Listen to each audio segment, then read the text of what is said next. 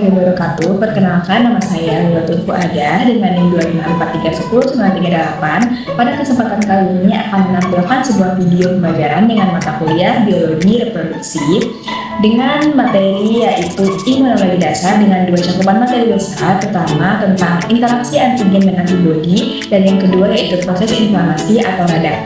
Untuk pemahaman yang lebih mendalam, mari simak video dulu. Nah, untuk materi pertama, kita masuk kepada interaksi antigen dan antibodi. Kira-kira teman-teman pada tahu nggak sih apa itu antigen dan antibodi? Untuk mengetahui interaksinya, kita harus tahu pengertian terlebih dahulu.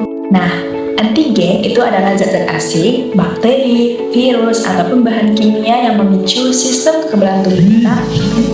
Antibodi sebagai mekanisme pertahanan tubuh kita. Nah, antigen ini akan bertindak sebagai penanda yang akan dikenali tubuh kita sebagai ancaman yang memicu proses respon imun yang spesifik. Dan umumnya ini berasal dari luar, tapi masih ada juga yang berasal dari dalam seperti sel kanker. Fungsi dari antigen ini yaitu untuk mengenali zat asing atau patogen dan memicu sistem imun untuk menghancurkannya. Bentuk dari antigen ini itu biasanya berupa protein ataupun gula atau polisakarida di permukaan luar virus atau bakteri. Nah, jenis antigen itu ada tiga, yaitu ada eksogen, ada endogen, dan autoantigen. Dalam penggunaan medis dasar dari tes cepat seperti swab antigen COVID-19 dan pengembangan vaksin.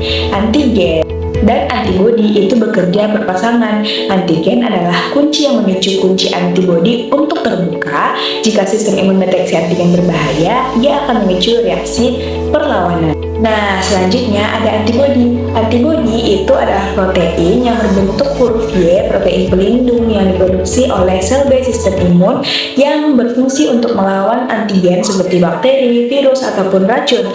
Mereka akan bekerja secara spesifik untuk mengikat antigen untuk dinetralkan atau ditandai agar dihancurkan sel imun lain. Antibodi ini merupakan komponen utama dalam sistem imun humoral. Fungsinya akan mengenali, mengikat, dan menetralkan antigen yang masuk ke dalam tubuh manusia. Cara kerjanya, antibodi ini akan menempel pada permukaan virus atau bakteri. Nah, jenis-jenis dari antibodi ini ada IgG, yaitu paling banyak di dalam darah. Ada IgM, yaitu diproduksi saat infeksi pertama atau pertahanan awal.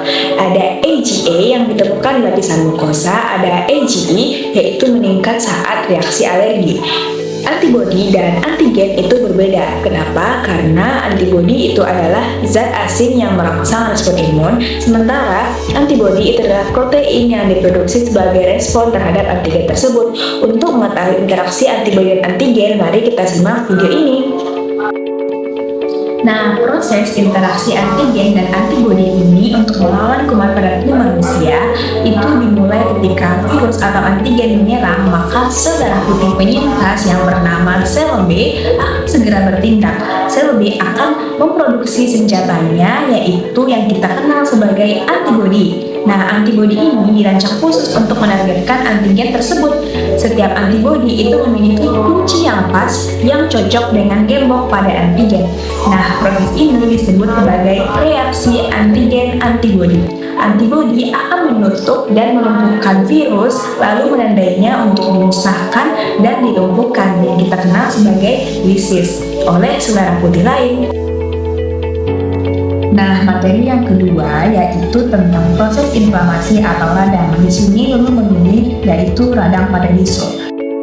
Radang pada bisul ini dimulai ketika bakteri masuk ke permukaan kulit ataupun kulit kita yang terbuka. Bakterinya ini seperti Staphylococcus aureus masuk ke dalam folikel rambut kita ataupun pori-pori yang masih terbuka. Di sini sistem kekebalan tubuh akan merespon. Respon inilah yang akan menyebabkan peradangan. Nah, kulit akan jadi merah, bengkak, panas, dan sangat sakit akibat dari pertempuran antigen dan sistem kekebalan tubuh ini akan membuat tumpukan sel mati dan cairan putih yaitu nanah terbentuk dalam bisul. Itulah membuat bisul itu menjadi bengkak. Nah, kenapa sih bisul itu masih membengkak? Apa sih yang terjadi dalam bengkakan bisul atau radangnya bisul?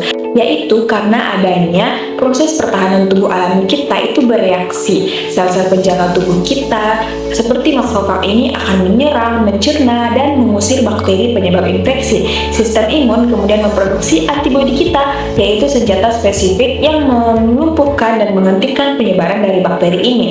Antibodi ini akan mengenali dan mengikat bakteri. Mereka akan bekerja sama oleh sistem imun ini akan menyebabkan peradangan berkurang dan proses penyembuhan alami akan dimulai. Nah, proses penyembuhan kulit nanti pada bisul ini akan dimulai di bawah permukaan kulit.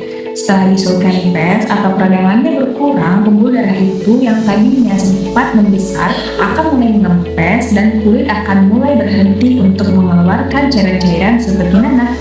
Sel darah putih ini akan aktif untuk membersihkan sisa-sisa bakteri dan sel-sel yang mati. Juga sel-sel penyembuhan seperti fibroblast akan memproduksi dan bekerja memproduksi kolagen yang baru untuk menguatkan dan merawat kembali jaringan kulit yang rusak, sehingga nantinya lapisan kulit luar akan regenerasi dan menggantikan sel-sel kulit yang rusak.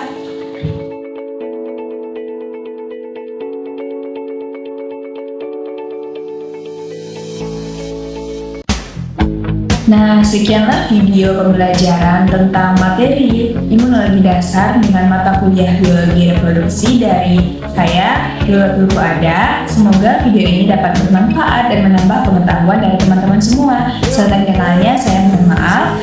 Assalamualaikum warahmatullahi wabarakatuh.